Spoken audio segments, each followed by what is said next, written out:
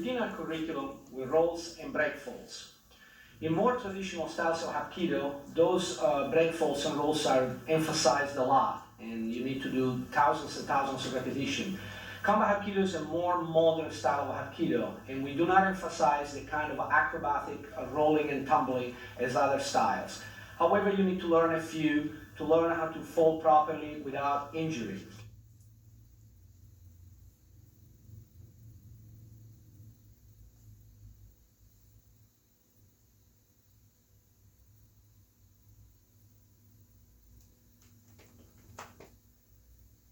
Next, we go to your kicking requirements for this belt level. The first one is the most basic kick used by all different martial arts in the world, and one of the most useful in self-defense is the front kick. Unlike traditional styles, we keep our kicks basically below the solar plexus. We prefer low-line kicking, which is more practical for self-defense. The front kick can be performed from the front leg or from the back leg. We're going to demonstrate both. So let's start with the front leg first. Front kick, front leg. We direct this kick usually to the shin area, the knee area, the thigh, the groin, the lower abdomen. All these targets are good. Switch around, Pedro, for me. And use that leg while I use this leg so they can see better. Groin shot, for instance. Thigh shot. Okay, lower into the shin. Okay, now from the back leg, we're going to switch position for you and show you from the back leg. Same thing. Groin shot. Maybe abdomen chest shot here. Thigh shot. We snap our kicks. They are fast and devastating. Bam. Okay, and that's your front kick. The second kick we're going to present to you is the side kick. Also very good for close quarter fighting. And again, we don't shoot it to the head or to the upper chest area. We try to keep it from the midsection down. Side kick again can be done from the front leg or the back leg. We're going to do the front leg first. From here, pick up the knee and shoot the kick out. Knee, thigh area or groin, midsection. Okay, from the back leg, same thing, you just got to pivot the hip a little bit more. Midsection, upper thigh area, groin, lower kick into the knees and shin. And that's your side kick. The third kick required at this belt level is your back kick. Back kick is very easy to perform, usually used for someone attacking you, grabbing you, chasing you from behind, obviously. In this case, what you're going to do, you're going to crouch your body a little bit, keep your hands up, your elbows in, protect your head, and for better balance, lean forward. Pick up your leg with the knee bent here and shoot straight out into your target. It helps, of course, if you turn your head over your shoulder a little bit and you look at your target. Okay, but don't turn it into a side kick. In that case, you turn the whole hip. This one you don't. You don't turn your hip. Shoot straight out this way. 1, 2. Can be a little lower, a little higher. 1, 2. And that's your back kick. Very simple and easy to perform and very useful in self-defense.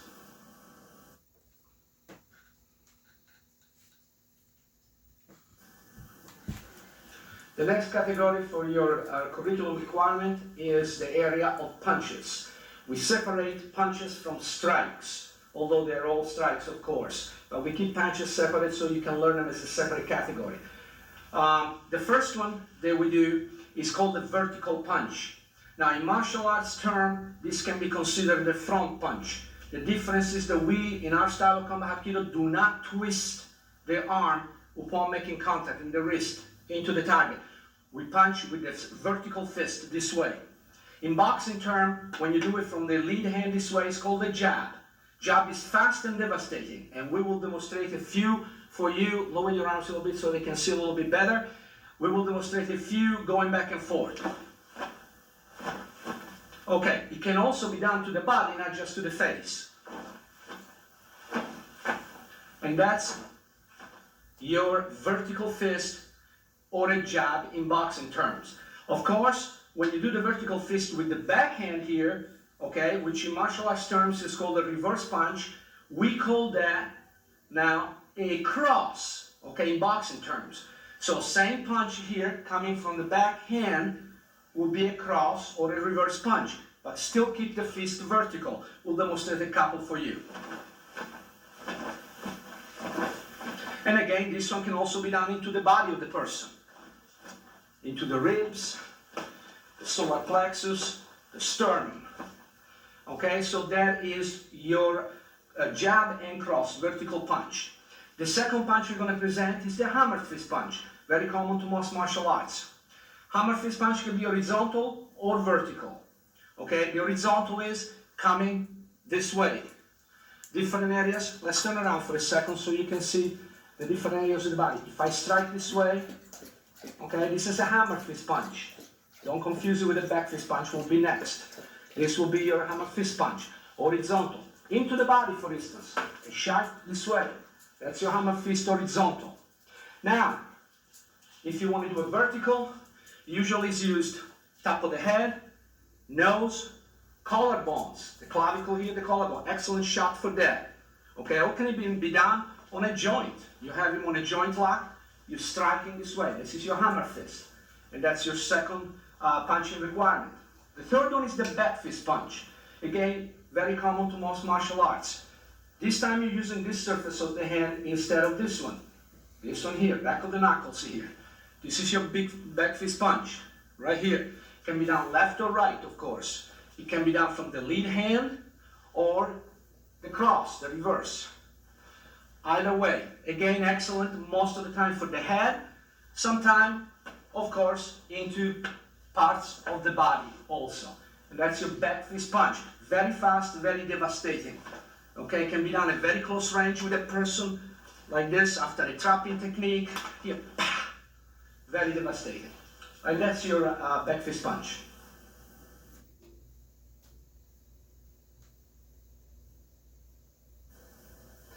The next area we're going to approach is the areas of breakaways. Some styles call them escapes, releases, doesn't matter. This is when someone grabs you, usually by the wrist, this way. What the opponent expects you to do is you try to free yourself by jerking out, by trying to run out this way. You're not going to do that. You're going to do quite the opposite. But first, pay attention to a couple of details here. Number one, instead of keeping your fist tight or your hand this way loose, open up, spread up your bone structure, opening up your fingers wide. We call that light hand. Second thing you do, lower your center of gravity a little bit by bending your knees, rooting yourself to the ground. And then, like I said before, instead of trying to jerk out of the grab, do quite the opposite. Push into him a little bit by using your elbow, going this way, making it uncomfortable for him to hold. And then your escape this time is going to be running out with this leg and this hand all at the same time, and coming out this way. Okay? The combined action that you're doing here, the combined action plus the twist of your hip out is going to create enough energy to remove you from this and the grip simultaneously. I'll show it to you one more time. He grabs me, and I'm out of the grab. So remember this key point. Light hands, root yourself, and push into the person a little bit. That's your first breakaway. The second breakaway in your requirements involve a change. The first one was basically based on circular energy this way. This one here is also circular energy, but on a different kind of circle. Let me show it to you. Same as applies as before. Light hand, root yourself. This time you're going to come around this way. Make sure your thumb is on the outside of his wrist. This is a very important detail right here. Okay, so what you're going to do, just turn your hand with the palm out and push out. You're taking advantage of the fact that the thumb is the weakest link in this chain here. So you're going to push into the thumb. Here, as you can see, you have this thumb. You're pushing against the thumb. You're breaking out. Let me show it to you one time dynamically. Here, one. And then, of course, you can follow up with a strike or just go away. That's your second breakaway. Your next breakaway will involve a new element, which will be the element of striking as you're breaking away. In other words, it's an assisted breakaway. You're going to assist your breakaway with the other hand. Now, someone grabs you this way, you want to simply break away, not necessarily going to joint locking or grappling or anything like that. You line up, his radial nerve here, which is the nerve that runs here from the forearm into the thumb there. You line up his radial nerve here, live hand for yourself like before, lower your center of gravity, prepare your shot here. You're going to use the bottom part of your own hand here to strike him in the radial nerve. At the same time as you strike, what you have to do is pretend like there's someone behind you that you want to elbow strike in the back. So you're going to do two movements, 1 and 2 at the same time. So this is what it's going to look like here. And now you're breaking away. You can continue with the strike, you can run away, you can get into different kind of situations. One more time. He grabs you, lower your center of gravity, always stay protected here in case he tries to hit you or something. If you need to do a quick distraction, you can do it. And then simply chop at a diagonal angle right into his radial nerve, right here, while pulling the other arm out in a very forceful way. One more time. Here is your third breakaway. The next breakaway is very similar to the one we just did. However, there is a difference in the strike. You're still going to open your hand, okay, in a live hand fashion. This time, instead of striking the radial nerve at an angle with your open hand, you're going to turn his hand up a little bit this way, okay? So you expose the bone structure at the back of his hand. And this time, what you're going to use, it's a fist. It's a hammer fist right into the bone structure of his hand. The same movement as before, however, as you pulling out with your arm. So this time, from here, 1, 2, pulling out. I did it very slowly to show you the detail. One more time, still slowly. Watch. Here, coming out. See how I'm turning here? Strike the bone structure very forcefully, and at the same time, pull out. One time dynamically, so you see it a little bit better. Here, and then follow up back fist or any other technique, or simply walk away. The next area that we're going to get into is the area of same-side wrist grabs. Let me explain what that means. When someone grabs you this way, in other words, his right grabs my left, in our combat Hapkido lingo, we call this the same side because it's the same side of the body. Now, if his right hand will grab my right wrist, we call this cross grabs because they cross in the body. So you understand the terminology that it's important to refer to. So in the first one, okay, you must understand that the same principle applies as what we did in the breakaways. The hand has to come live hand, spread out your bone structure. Second thing to understand that most joint locks based on the wrist manipulation will not work unless you distract the person first. What that accomplishes is loosen up his grip, confuse him for a second, stun him, possibly hurt him, and prevent him from delivering maybe the technique that was intended to begin with. Okay, so important from here, hand distraction or a low line kick. Either will work, the choice is yours. Let's start with number 1. From here, don't do it very slowly so you can see all the details. I will spread my hand at the same time as I'm delivering my distraction strike, which can be a kick or a hand strike. I'll bring my hand up with the palm facing me, this way, in this fashion. Keep your elbow close to your body. Don't do one of these things here because it's not gonna work. Elbow close to the body this way. Bring the other hand underneath. Grab his thumb and put pressure on the back of the hand this way. Begin to torque right away. Then bring your other hand in top for reinforcement. Don't keep your elbow up this way. Close it down right away. Take him to the ground. Once he hit the ground, there's many finishes that you can do. In this case, we're going to pull his arm straight up along the same line of his spine. Put your knee up on the tricep and finish working the face if that's what you want to do. We'll show it to you one more time, a little more dynamically. Here, distraction, bring the hand up, turn, take it down, lock in here, finish on the face. And that is your first same-side defense against same-side wrist grab. The second defense against same-side wrist grab for your belt level involves the same type of movement. We begin the same way, we lower our center of gravity, we protect ourselves, we make it in the light hands. There is several elements here that you have to follow every time.